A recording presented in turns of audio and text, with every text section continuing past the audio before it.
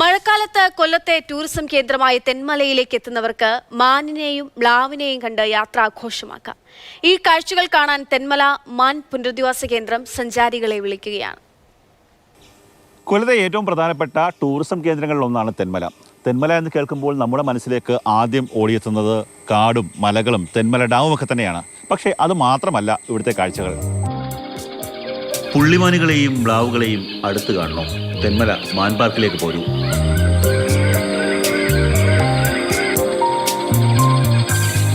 തെന്മല മേഖല പുള്ളിമാനുകളുടെ ആവാസ വ്യവസ്ഥയ്ക്ക് യോജിച്ചതല്ല. എങ്കിലും അവയ്ക്ക് വസിക്കാൻ ഉതകുന്ന തരത്തിൽ പ്രദേശം സജ്ജമാക്കിയിരിക്കുന്നു. ആകെ 23 പുള്ളിമാനുകൾ, 10 ആണും 11 പെണ്ണും. ഇവർക്കൊപ്പം തുള്ളിക്കളിക്കുന്ന 3 മാസം പ്രായമുള്ള 2 കുഞ്ഞുമാനുകളും.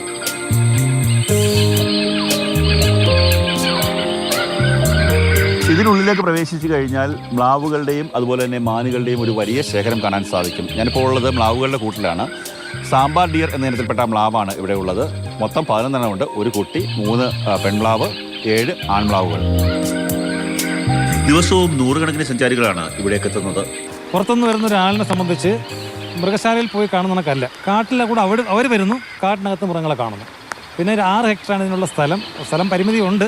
23 പുള്ളിമാനുകളും 11 സാമ്പാർ ഡിയേഴ്സാണ് ഉള്ളത്. അപ്പോൾ സ്ഥലം അത്ര പോരെങ്കിൽ പോലും നമ്മളുള്ള സൗകര്യത്തിൽ അതിനെ ഭംഗിയായി പരിചരിച്ച് പോരുന്നു.